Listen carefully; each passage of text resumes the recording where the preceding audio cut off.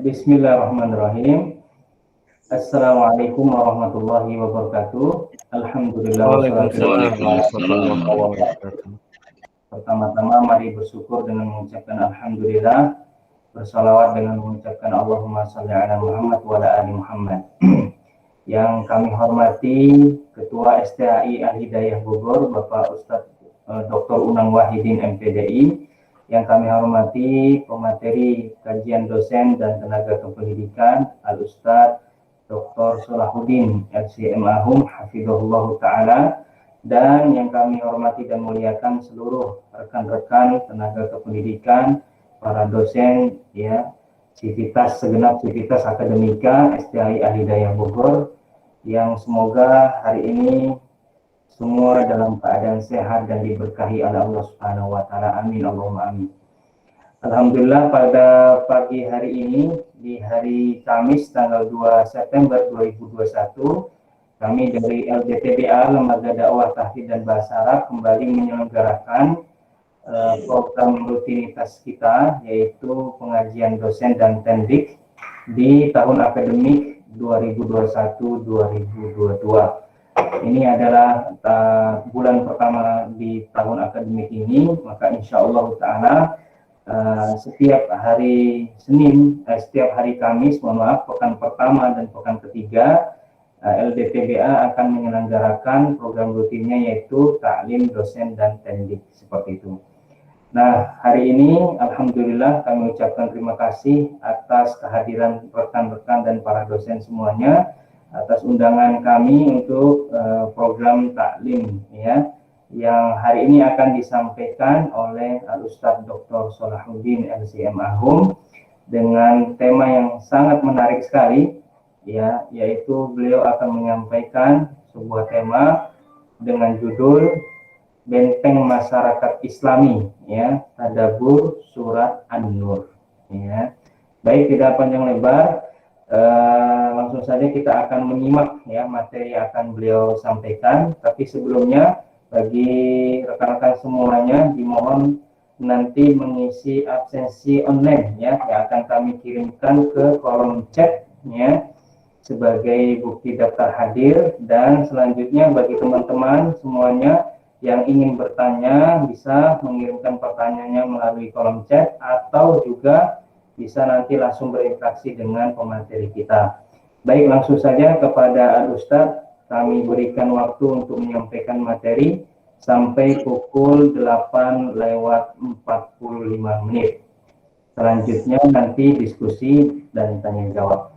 Kepada Al-Ustadz Salahuddin Hafizahullah Ta'ala, kami persilakan. Baik. Bismillahirrahmanirrahim. Assalamualaikum warahmatullahi wabarakatuh. Wassalatu wassalamu ala Rasulillah wa ala alihi wa ashabihi wa amma ba'd. Pada seluruh dosen yang saya hormati, saya banggakan, terutama kepada ketua kita Dr. Ustadz Unang Wahidin. Semoga Allah Subhanahu wa taala menjaga kita semuanya. Di pagi hari ini insya Allah kita akan mencoba bersama-sama mentadaburi tafsir surah An-Nur, yang di dalamnya ternyata banyak sekali akhlak-akhlak, tuntunan-tuntunan yang akan menjadikan pribadi dan masyarakat ini menjadi pribadi dan masyarakat Islami. Sehingga tercetuslah satu tema, yaitu benteng masyarakat Islami. Next, Ustadz Budi. Yang pertama, di awal surah An-Nur ini ada perintah mengajarkan surah An-Nur terutama kepada para mukmin. Jadi surah An-Nur ini adalah surah Madaniyah, surat yang diturunkan setelah Rasulullah SAW berhijrah dari Mekah ke Madinah, yang berjumlah 64 ayat dan diturunkan setelah surah An-Nasr. Nah, surat ini mencakup hukum-hukum penjagaan kesucian diri dan jadi hukum-hukum penjagaan kesucian diri dan pencegahannya, yaitu agar kita tidak melakukan perbuatan-perbuatan yang buruk.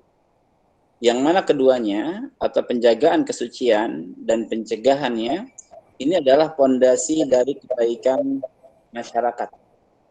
Ya, ketika seseorang tidak menjaga kehormatannya, maka masyarakat akan jatuh kehinaan. Bahkan berubah satu masyarakat menjadi masyarakat hewani, masyarakat binatang. Ya, ketika kita menjaga kesucian diri. Dalam tafsirnya Imam Al-Alusi meriwayatkan sebuah hadis bahwa Rasulullah SAW pernah bersabda, "Alimu rijalakum surat al-Maidah, wa alimu nisa'akum surat an-Nur."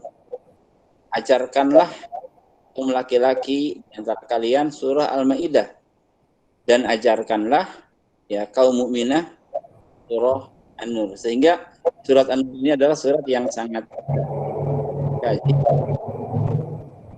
Semua mukmin dan mukminah terkhusus di sini Rasul Shallallahu Alaihi Wasallam mewasiatkan terkhusus untuk mukminah itu setiap mereka penting ya belajar surah An-Nur. Maka alhamdulillah di kampus kita pun itu ada sebuah tafsir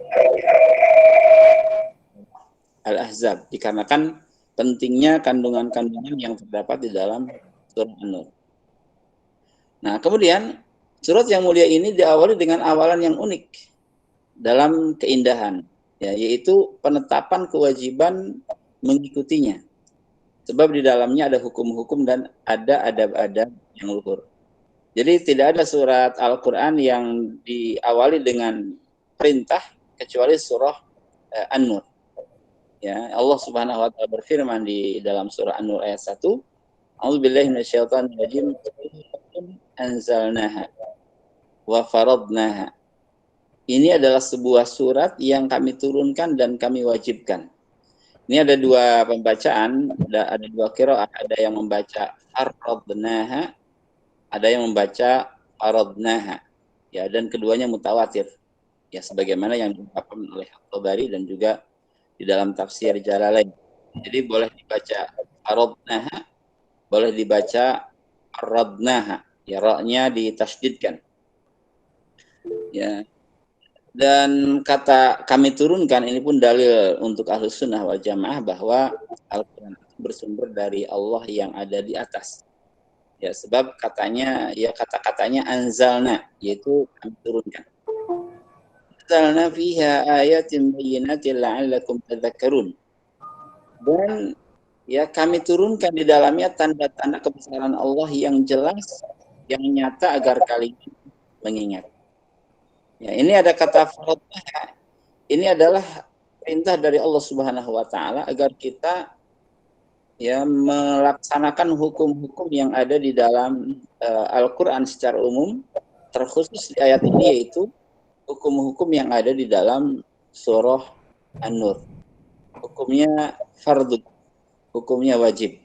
Ya, jadi pelaksananya itu akan mendapatkan pahala dan orang yang melanggarnya itu akan terkena siksa. Nah, kemudian lanjut Ustaz. Setelah itu datang celaan fahisyah atau celaan zina.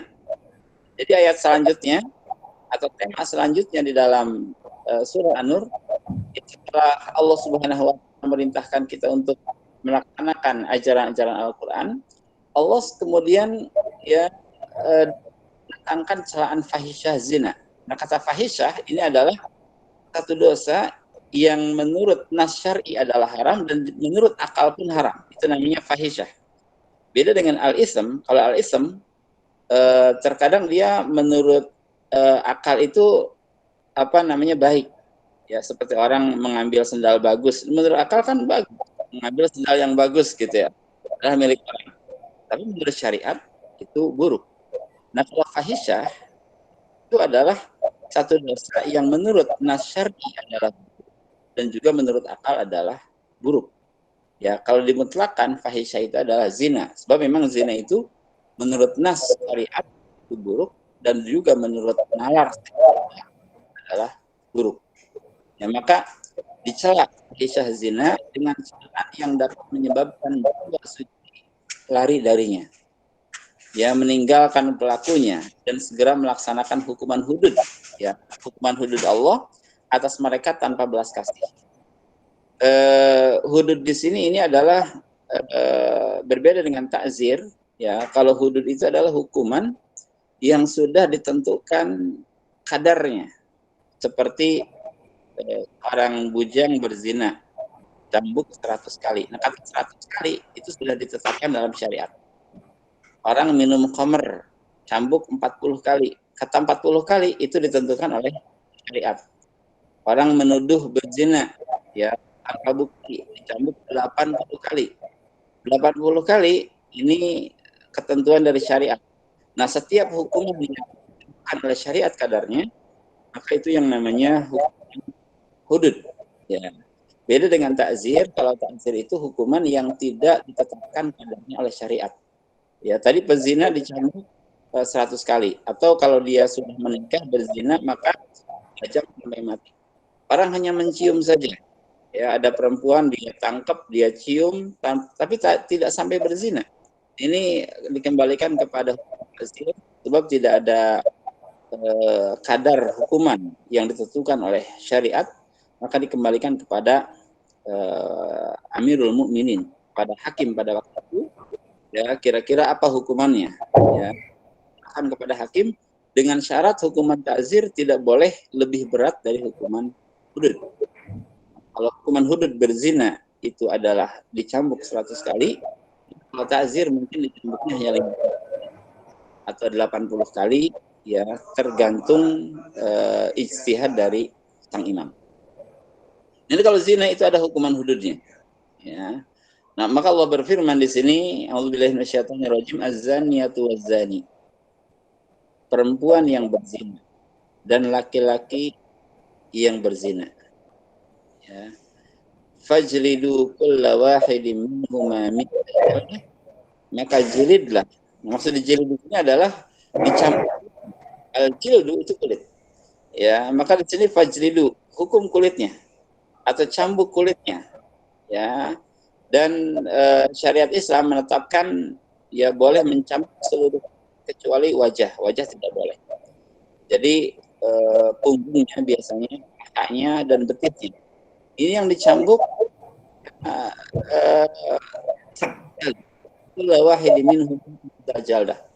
perempuannya dan laki-laki yang berzina itu dicambuk 100 kali.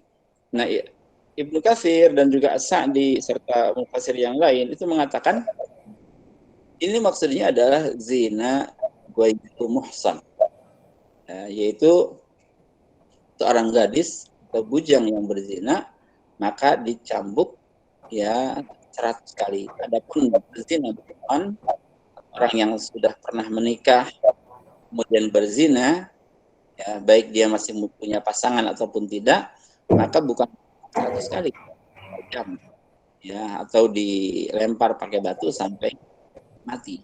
Ya, dan itu hadisnya masyhur di dalam Sahih Muslim, ya, seperti wanita itu pernah dirajam. Ya. Nah, kemudian juga ini ada kalau kita perhatikan kata az-zaniyatu waz-zani, ya, dalam masalah zina itu wanita terlebih dahulu disebutkan. Itu waz-zani, pezina perempuan baru pezina laki-laki.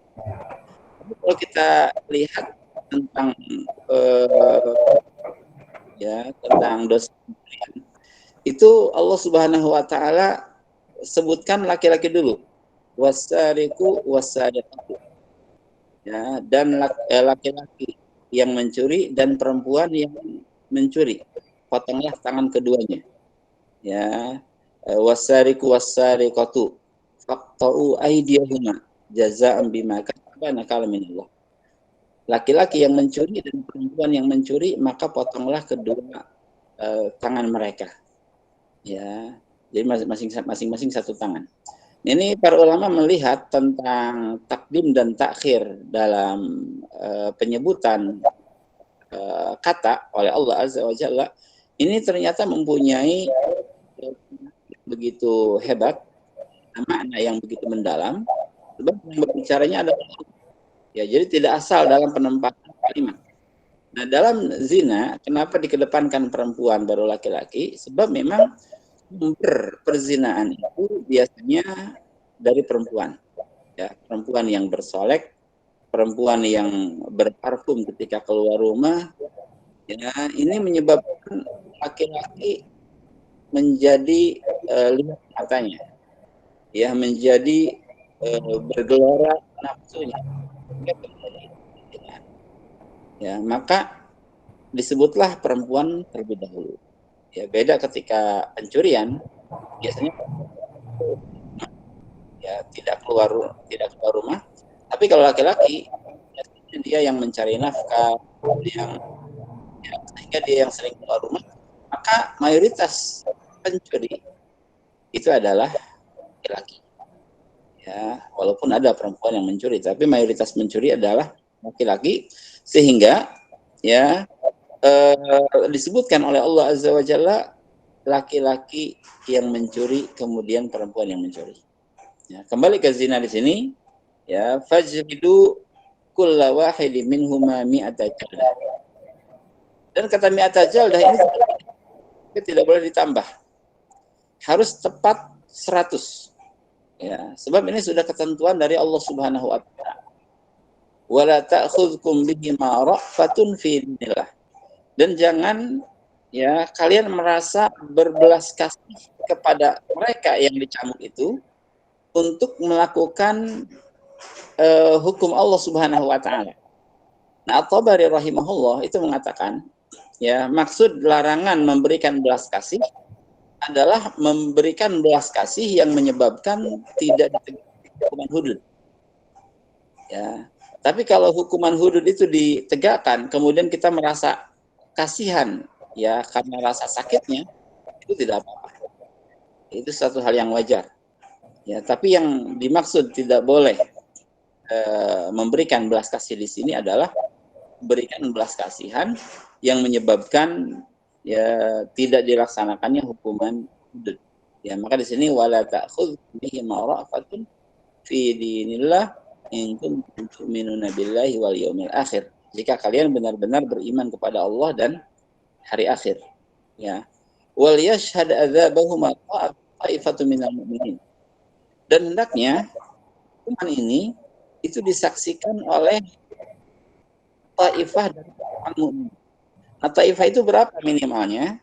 Ini dikhilafkan oleh kalangan mufassirin. Ada yang mengatakan taifah itu minimal 1. Jadi minimal dilakukan oleh 1 orang dan disaksikan oleh 1 orang yang lain. Ada yang mengatakan minimal 2, ada yang mengatakan minimal 3. Itu dikhilafkan. Tapi kalau 4 itu disepakati. Ya, sehingga diambillah perkataan yang paling rajih. Ya, dalam At-Tabari dikatakan ya, untuk meniadakan khilaf, maka minimal yang menyaksikan hukuman cambuk atau rajam bagi laki-laki atau wanita yang berzina itu 4 orang. Jadi minimal 4 orang ke atas disaksikan. Ya. Dan juga ada perkataan menarik dari Ibnu Qayyim rahimahullah, kenapa yang dicambuk itu adalah kulitnya, gitu ya. Dikarenakan ya pezina ini dia sudah menikmati kulit yang haram, ya, menikmati kulit yang haram, hingga siksaannya adalah kulit juga, ya. Jadi sedikit ya kulitnya menikmati yang haram, maka Allah Subhanahu wa taala pun menyiksa kulitnya juga dengan cara dicambuk, ya. Dan ini benar-benar diperhatikan oleh kaum mukminin sehingga menjadi efek yang sangat jerak sekali, ya, efek yang sangat jelas sekali. Ya, mudah-mudahan dengan hal ini diharapkan tidak ada lagi orang yang berzina, dan diharapkan orang yang dicambuk tadi itu tidak berzina yang kedua kali. Ya, diharapkan seperti itu. Ya, sehingga karena buruknya perzinaan maka memang hukumannya pun sangat berat, ya, sangat berat. Ya, sehingga benar-benar memberikan efek jerak, tidak hanya sekedar penjara sekian hari atau sekian bulan, tapi langsung dicambuk. Setelah dicambuk maka dimaafkan lagi. Sama dengan orang yang berzina, muhsan setelah dirajam, maka dimandikan lagi jenazahnya, kemudian dikafani, kemudian disalatkan. Bahkan pernah terjadi di situ ketika Rasulullah SAW merajam wanita, kemudian setelah itu dimandikan, dikafani dan disalatkan. Dikatakan Umar bin Khattab radhiyallahu an, wahai Rasulullah, apakah engkau menyolati seorang berzina? Rasul mengatakan, iya. Ya, adakah orang yang lebih baik daripada dia yang datang kepada Allah dengan taubat? Seandainya pahala ini diberikan kepada 70 penduduk Madinah, niscaya akan mencukupi. Artinya, seorang ini melakukan dosa besar, jadi kafir dikarenakan melakukan dosa besar itu. Ya, ini berbeda dengan faham Khawarij yang mengkafirkan pelaku dosa besar. Ya, dan zina ini adalah pelaku dosa besar. Ya, sebab definisi dosa besar adalah setiap dosa yang mempunyai hukuman hudud, ya, entah cambuk, potongan, ya, atau hukuman yang lainnya. Ya, setiap ada hukuman hudud, maka itu adalah dosa besar. Ada ancaman neraka, maka itu adalah dosa besar. Next, Ustaz. Nah, kemudian setelah itu surah An-Nur ini menjelaskan hukuman orang yang menuduh wanita suci melakukan fahisyah zina. Dan hukum para suami yang menuduhkan hal itu tanpa kesaksian lain dirinya sendiri. Jadi zina sudah disepakati ini perbuatan fahisyah, sangat buruk sekali. Nah, karena sangat buruk, ya maka harus berhati-hati dalam menuduh. Ya, kalau kita menuduh seseorang berzina, oh ini berarti sudah menuduh si fulan melakukan perbuatan yang sangat besar sekali. Maka dalam Islam, ya itu diperintahkan untuk berhati-hati menjaga lisan kita, tidak boleh menuduh seseorang berzina tanpa bukti, tanpa saksi. Dan saksinya itu adalah 4 orang. Ya. Kalau orang tersebut tidak mendatangkan 4 orang saksi, orang tersebut ya yang akan dicambuk. Dia yang akan dicambuk sebanyak 80 kali. Maka Allah berfirman, walladzina yarmuna al-muhsanat, dan orang-orang yang menuduh wanita-wanita baik berzina. Ya, di dalam tafsirnya sama, menuduh laki-laki baik berzina. Tsumma lam ya'tu bi arba'ati syuhada. Kemudian dia tidak bisa mendatangkan 4 orang saksi laki-laki. Ya, fajriduhum thamanina jaldah. Maka cambuk mereka yang menuduh tadi tanpa saksi sebanyak 80 kali cambukan, wala takbalu lahum syahadatan abada, dan jangan terima kembali kesaksiannya. Dia dikatakan orang fasik, wa ulaika humul fasiqun. Ya, mereka ini orang yang senantiasa menuduh ya seseorang berzina tanpa saksi, tanpa bukti, mereka adalah orang fasik, dan orang fasik kesaksiannya tidak diterima. Ya, bagaimana kalau sudah bertobat?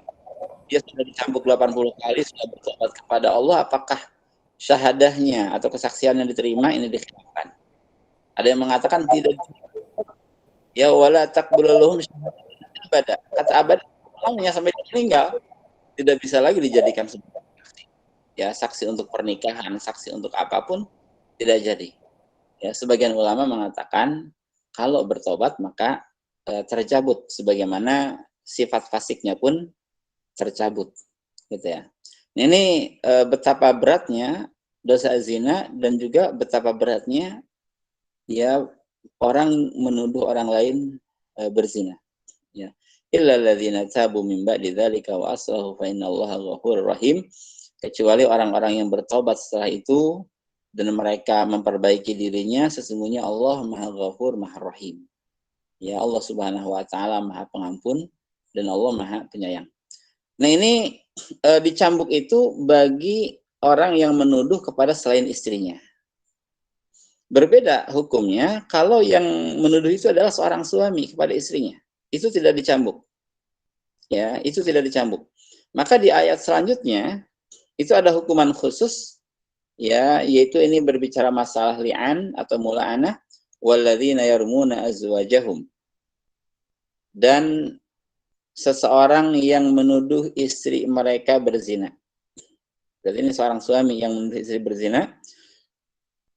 Walam yakul lahum syuhada. Tapi tidak mempunyai saksi. Jadi hanya seorang suami saja melihat istrinya berzina dengan laki-laki lain, waliyadzubillah. Dia melihat dan dia tidak punya saksi. Ya illa anfusuhum, kecuali hanya diri mereka sendiri, hanya seorang suami saja. Maka ada hukum lain, yaitu fasyahadatu ahadihim arba'u syahadatin billah. Maka syahadat mereka atau kesaksian satu orang itu sama dengan kesaksian 4 orang, ya, dengan syarat dia bersumpah atas nama Allah, innahu laminas shadiqin. Sesungguhnya dia adalah orang-orang jujur. Ya, jadi dia bersyahadat di hadapan hakim, ya, demi Allah saya melihat istri berzina. 4 kali. Demi Allah saya melihat istri saya berzina. Demi Allah saya melihat istri saya berzina. Itu sampai 4 kali.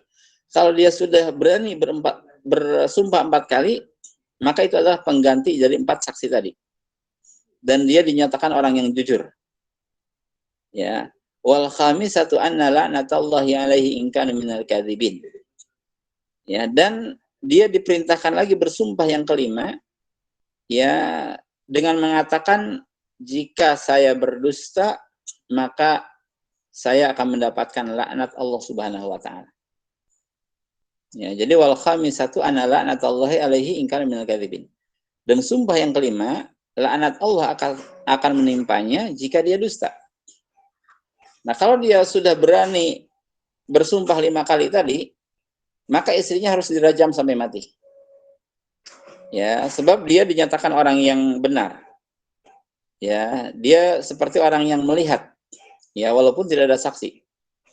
Istrinya harus dirajam sampai mati. Kecuali istrinya bisa selamat dari rajam kalau si istri tersebut berani membantah sumpahnya itu dengan cara bersumpah juga 5 kali.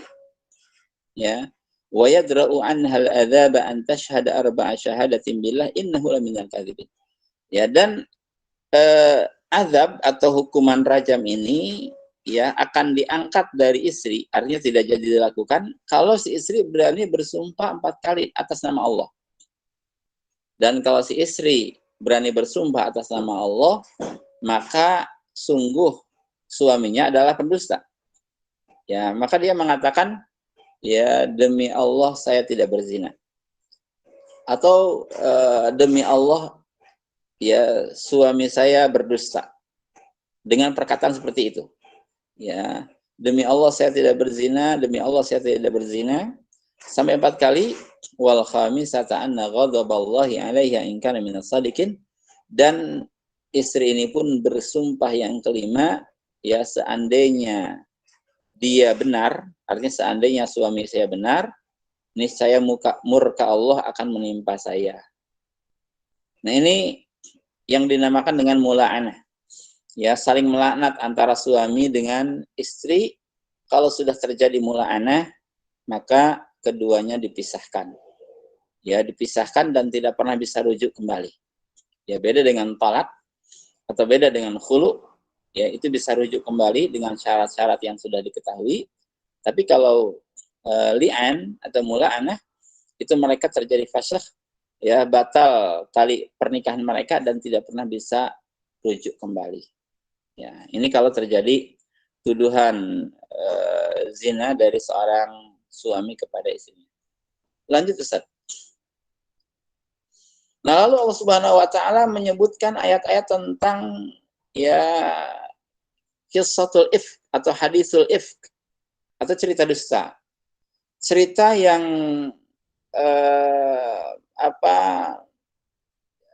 menimpa Aisyah putri Abu Bakar Siddiq radhiyallahu an.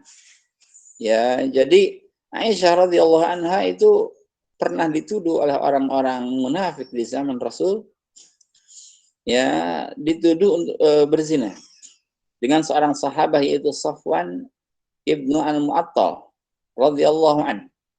Ya, dituduh hanya dikarenakan Safwan bin Mu'attal menuntun seekor unta yang di atasnya ada Aisyah radhiyallahu anha. Ya. Jadi kisahnya cukup panjang. Ya, pendeknya, jadi ketika Rasul SAW keluar bersama Aisyah dalam rangka perang fisabilillah, ya ketika mereka kembali ke Madinah, ya pasukan ini beristirahat dan Aisyah radhiyallahu anha itu dibawa oleh para sahabat Rasul. Ya, ketika istirahat, maka para sahabat pun itu sudah mulai kembali tenaganya, kembali kuat tenaganya, dan Aisyah radhiyallahu anha itu buang hajat, ya, dan kalungnya milik saudarinya itu tertinggal, hilang, sehingga dia mencarinya. Nah, dikira oleh para sahabat yang membawa tanduk tadi, dikira Aisyah radhiyallahu anha itu sudah berada di dalam tanduk, dan juga memang fisik Aisyah ketika itu masih sangat ringan sekali, dan mereka baru selesai istirahat, sehingga ketika Rasul memerintahkan untuk bergerak pulang, mereka pun kembali memikul tanduk itu yang dikira ada Aisyah radhiyallahu anha. Ternyata tidak ada. Ya, mereka bergegas pulang ke Madinah dan Aisyah radhiyallahu anha masih duduk di tempatnya. Ya, menunggu, ya siapa tahu ada sahabat Rasul yang kembali untuk membawanya. Nah, ternyata ada seorang sahabat yang kalau sudah tidur itu dikatakan cukup pulas tidurnya, yaitu Safwan bin Mu'attal. Sehingga ketika Safwan radhiyallahu an melihat Aisyah radhiyallahu anha, dia hanya mengucapkan istirja, ya, dan memerintahkan Aisyah untuk naik ke atas untanya, ya, kemudian dia menuntunnya. Dan selama perjalanan Aisyah tidak pernah berbicara apapun, dan juga Safwan bin Mu'attal tidak pernah berbicara apapun. Ya, kecuali tadi perbicaraan hanya mengatakan innalillahi wa inna ilaihi raji'un saja. Ya, saling menjaga iffah, saling menjaga kesucian. Aisyah radhiyallahu anha tidak menyapa Safwan, Safwan pun tidak menyapa Aisyah.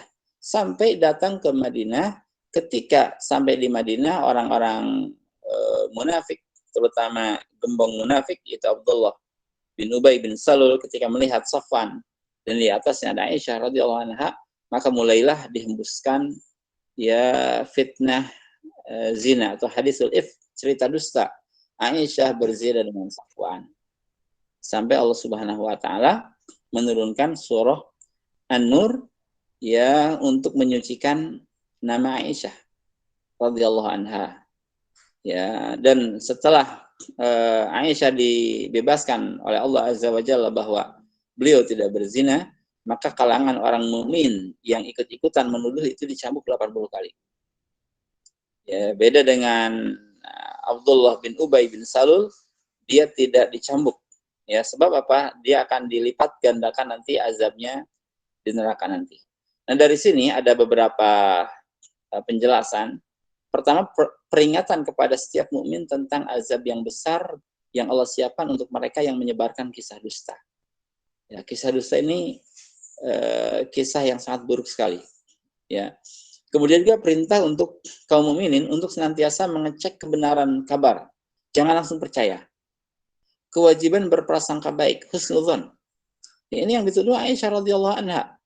Ya, kalau ada orang yang menuduh ibu kamu berzina, maka kita akan melihat, oh, ibu saya ibu seorang mukminah, nggak mungkin. Kita akan husnudzon, ya, kepada ibu kita, apalagi dia mengatakan tidak.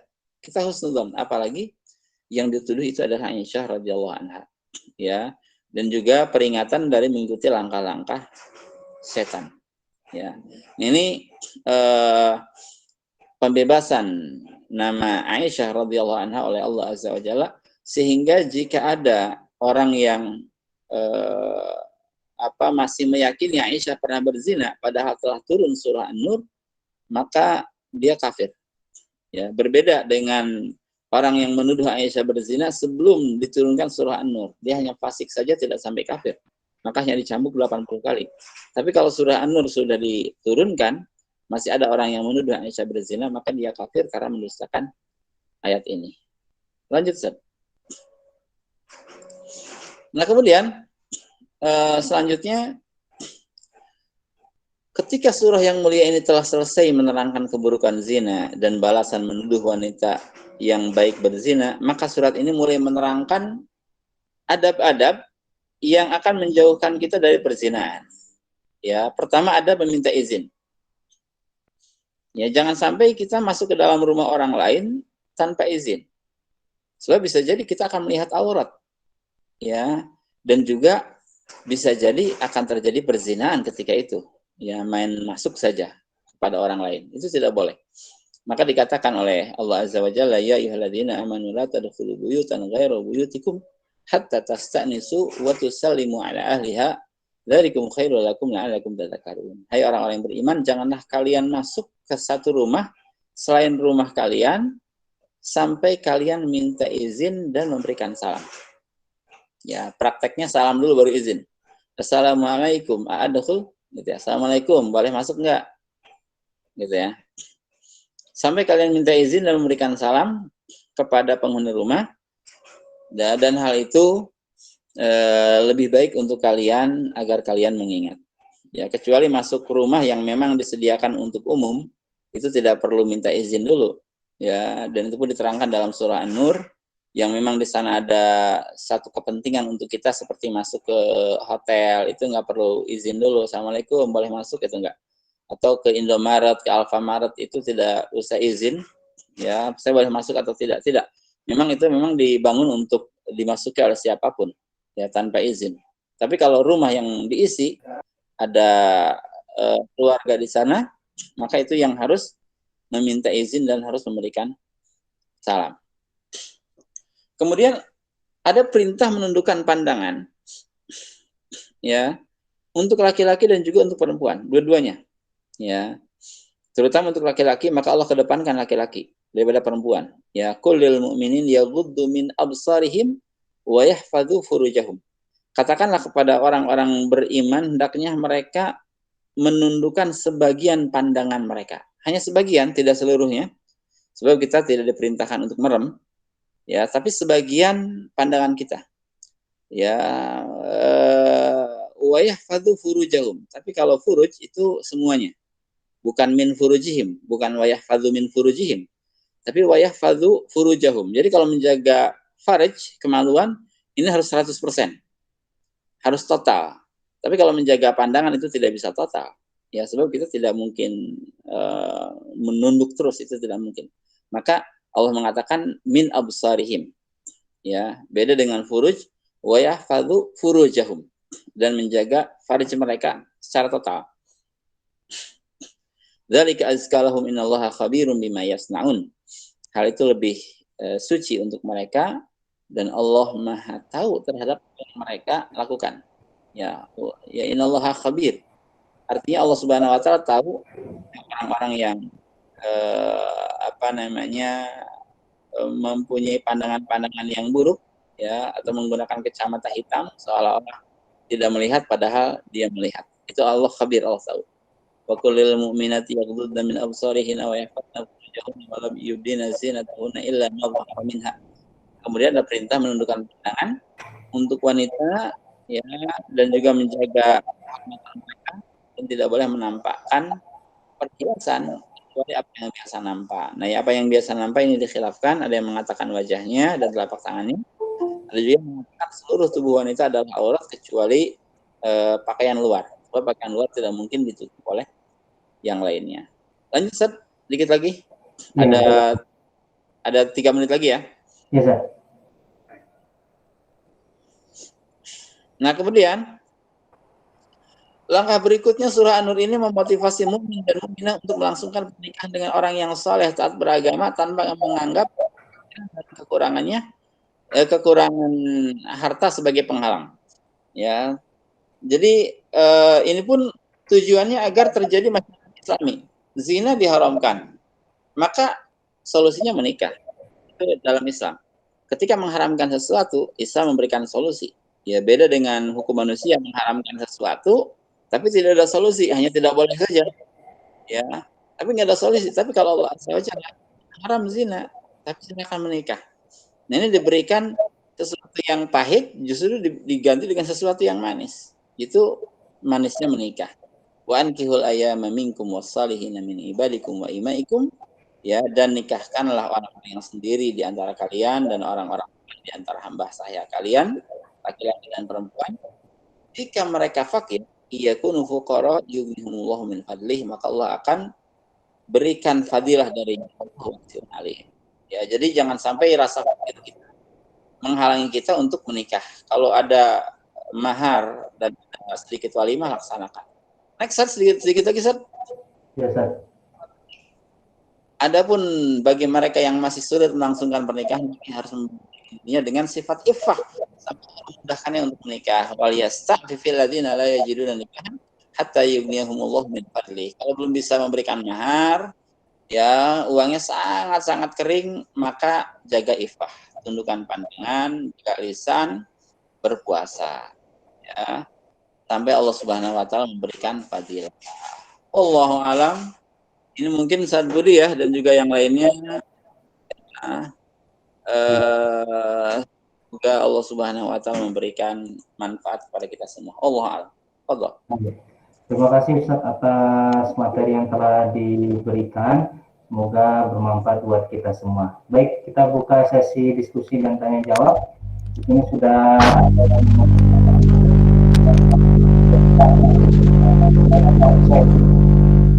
Halo, jelas nggak? kurang, masih berisik-berisik Pak, suaranya Pak. Halo. Ya, coba Pak. Tes. Ya, silakan. Halo, jelas. Ya, silakan. Ya, Assalamualaikum warahmatullahi wabarakatuh. Waalaikumsalam. Ya, jazakallahu khair Ustaz Solal yang sudah memberikan paparan materinya. Ada beberapa pertanyaan sebenarnya Ustaz, cuman Anda coba singkat dan jadikan satu ya. Sekarang kan zaman teknologi Ustaz. Ketika seseorang yang misalkan hanya satu orang nih ya melihat perzinahan misalkan, terus kemudian dia videokan, nah video itu bisa jadi alat bukti nggak? Itu sebagai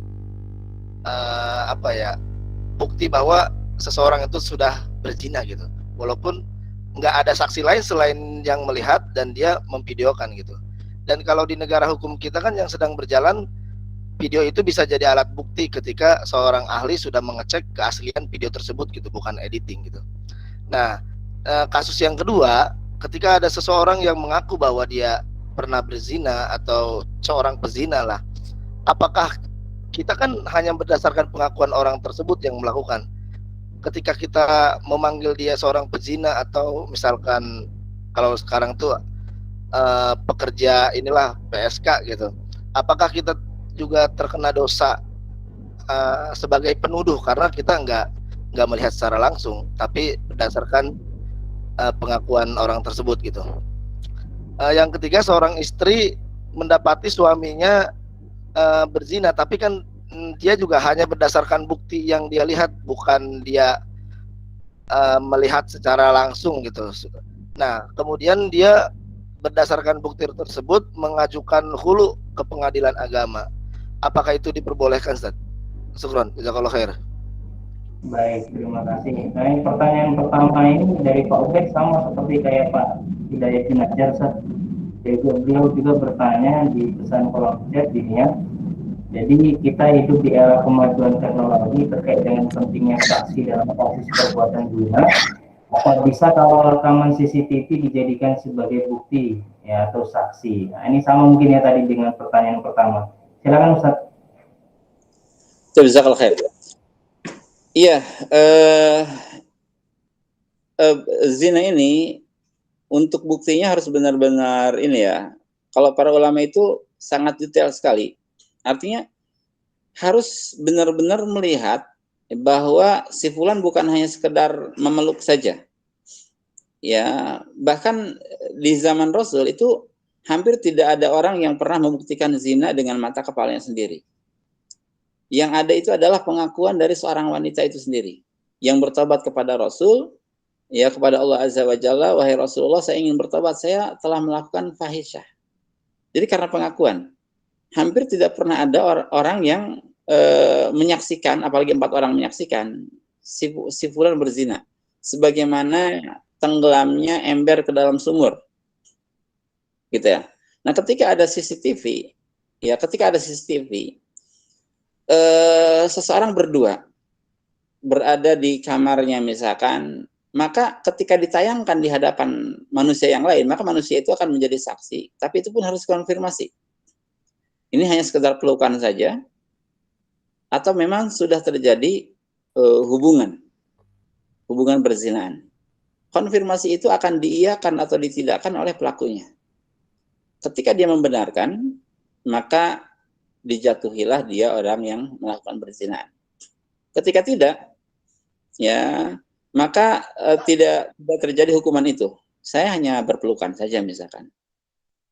Maka hukuman zina yang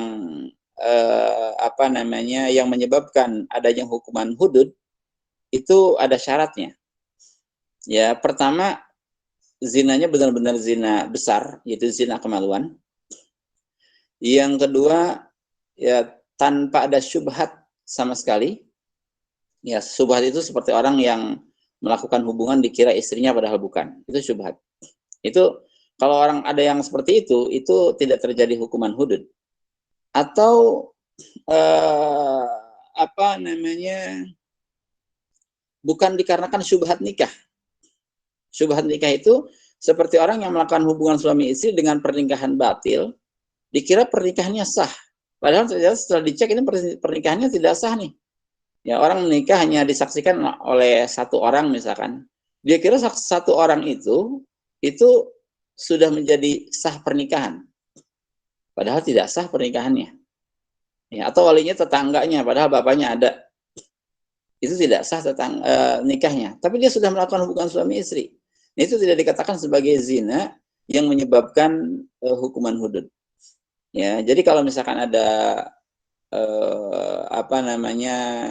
video atau apa, ya maka harus konfirmasi kepada pelakunya. Ketika pelakunya mengakui, maka yang menjadi titik beratnya adalah pengakuannya, bukan karena alatnya itu. Ya, Allah alam. Ya, kemudian yang berikutnya tentang seorang istri yang meminta khulu dikarenakan suaminya berzina, itu sah-sah saja. Jangankan karena berzina. Ya, di zaman Rasul itu ada seorang wanita yang sudah memang tidak menyukai suaminya, bukan dikarenakan agama dan akhlaknya. Akhlaknya bagus, agamanya bagus, tapi dia tidak cinta. Dan dia mengajukan khulu, dan Rasul mengiyakan. Ya, Rasul membolehkan orang tersebut ya mengajukan khulu dengan cara memberikan mahar yang pernah diberikan. Allah alam. Baik, terima kasih Ustaz atas jawaban yang telah diberikan.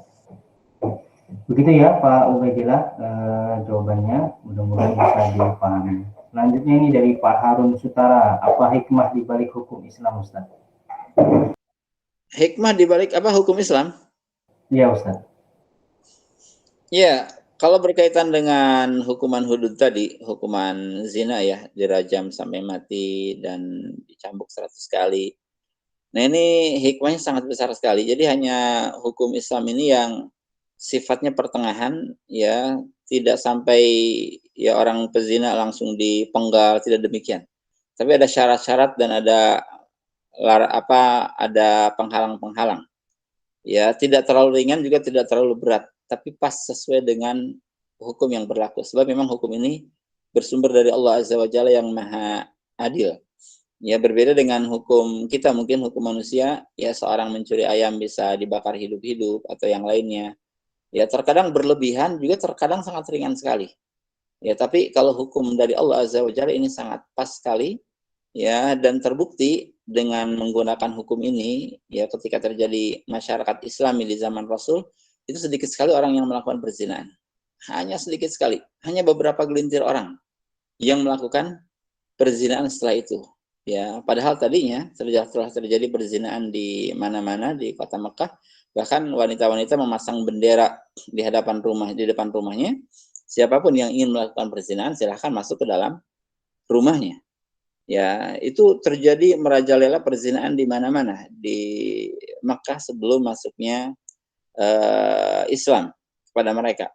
Tapi setelah masuk Islam, apalagi setelah turunnya ayat-ayat tentang perzinaan ini di Madinah, maka dengan sendirinya terbentuk masyarakat Islami dan kesucian itu sudah merata di tengah-tengah masyarakat. Ya, sifat ifah terjauh dari zina. Wallahu a'lam. Ya, baik Ustaz. Ini datang lagi pertanyaan dari Pak Hidayat Ginanjar Ustaz. Sebagaimana kita maklumi bahwa negara kita menggunakan hukum warisan Belanda, yaitu hukum kolonial. Nah, pertanyaannya apakah jika ada kasus zina dengan cukup banyak saksi dan bukti, apakah hukuman zina bagi para pelaku zina bisa ditegakkan secara hukum Islami di masyarakat, Ustaz? Misalnya pelaksananya hukumnya oleh tokoh agama atau ahli hukum Islam. Nah, beliau mengatakan lagi, saya mengira di negeri ini perbuatan zina makin marak ini ya, karena tidak ditegakkannya hukum rajam. Demikian, Ustaz. Baik. Syariat Islam ini ada 4 tingkatan. Ada syariat individu seperti sholat, puasa, itu individu. Ada syariat keluarga seperti hak kewajiban suami istri. Ada syariat masyarakat seperti sholat Jumat, mengurus jenazah. Ada syariat konstitusi atau syariat negara seperti hukuman hudud tadi. Hukuman hudud itu syariat konstitusi. Maka ini bukan syariat milik pribadi, keluarga, atau masyarakat. Sehingga kalau belum terbentuk syariat Islam, maka tidak bisa kita melaksanakan syariat konstitusi ini. Ya, tidak bisa kita menjalankan hukuman hudud ketika negara tidak menjalankannya. Ya, ada di antara keluarga misalkan yang berzina, tidak bisa bapak atau ibunya yang mencambuk anaknya sampai 100 kali, itu tidak boleh.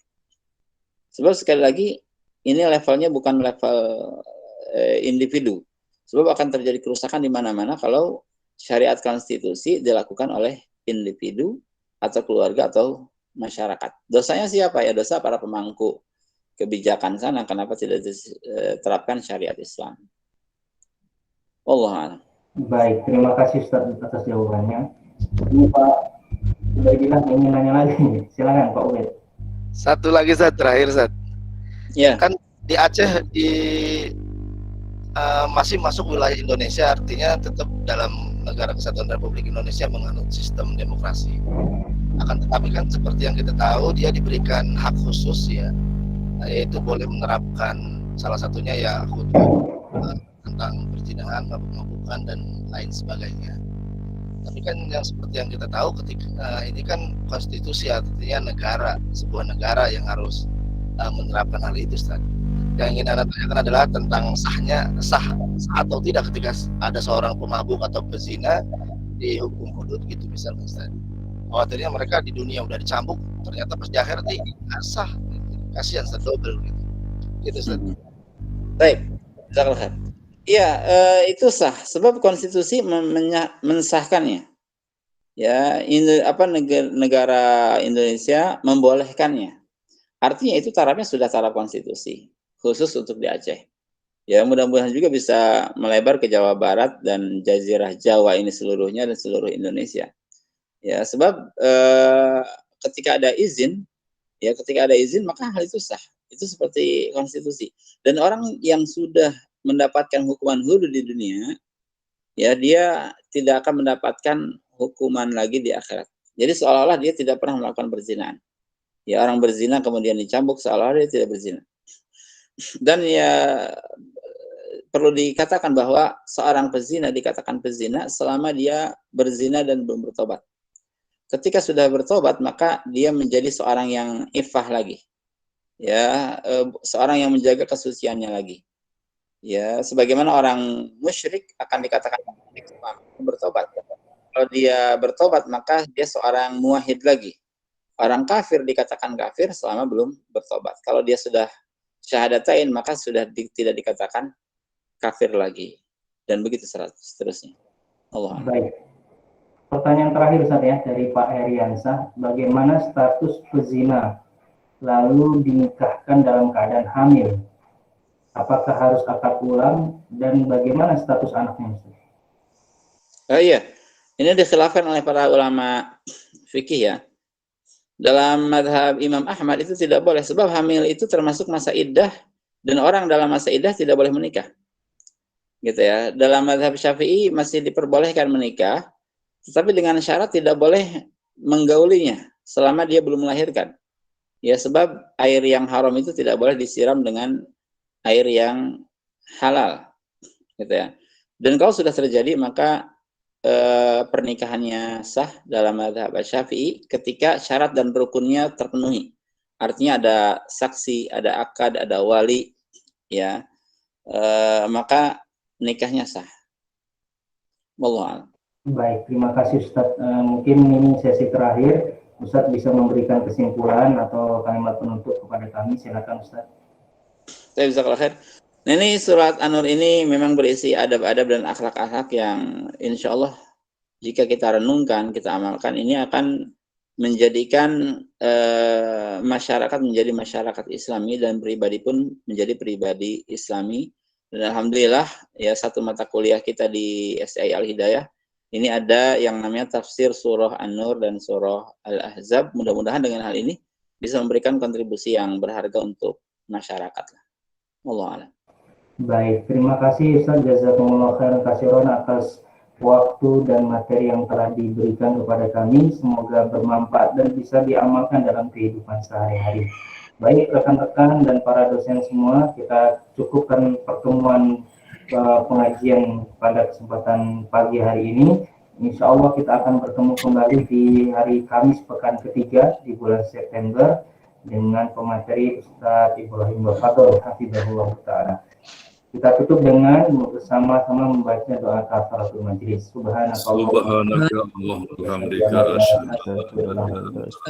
Assalamualaikum warahmatullahi wabarakatuh. Waalaikumsalam. Subhanallah, Pak Kiai. Terima kasih Pak Kiai. Waalaikumsalam.